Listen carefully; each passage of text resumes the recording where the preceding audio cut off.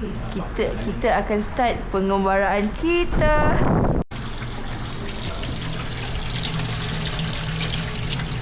Yang dikotak imut. Gosok, dilimut, imut.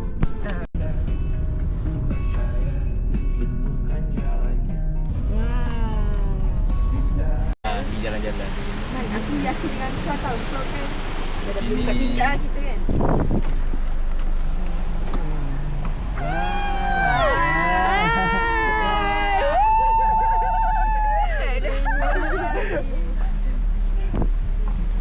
Man, aku try balkon kan.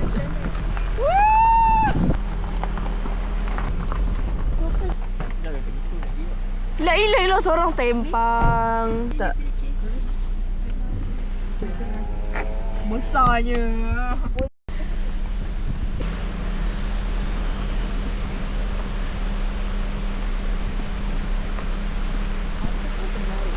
Kita orang dekat Sungai Congkak. Kita tengah cari kat mana kita orang nak duduk. Kita bagi salam.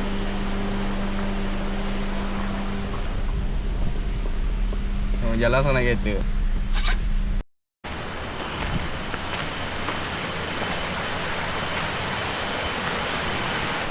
Dekat Sungai Congkak.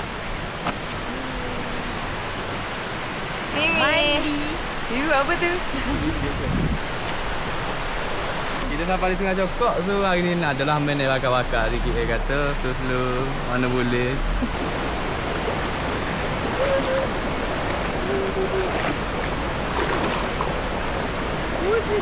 Dah boleh.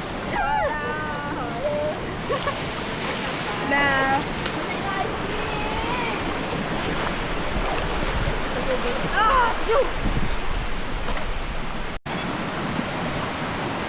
Gali kubur. Tak jok dia. Tak jok bro. Mimi. Luar cari ikan kau. Cari emas ke? Tarik balik ayat.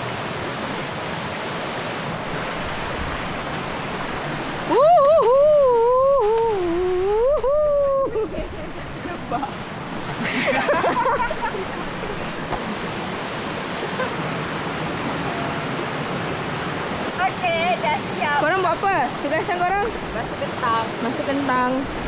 Mimi? Masak kentang. Okey. Hila, Ziman okey? Kami grup kacip. Saya patah semua meja kat sini. Kita orang pergi sini masak spaghetti. Potato. Ni okey. Kita akan buat jacket potato. Yang itu sudah jadi dugong.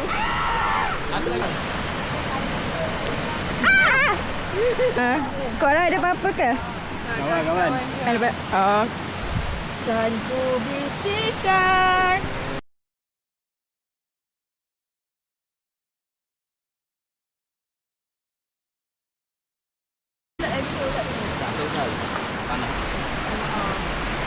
Tak ada orang pisang lah. Mi dulu Mi. Kami dah bisa tak Traditional. lama. Kita sabarlah. Nah apa? Nah. Duduk kat pasir tu. Ini kita ada buat spaghetti tom yum. Lepas tu ayam bakar, kita ada sausage, kita ada kentang, proses pembakaran. Kita ada uais. Abacat. Hah? Abacat.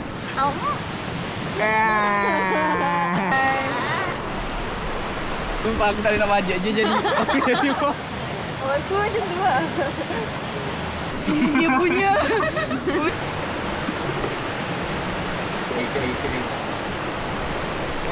Tapi dia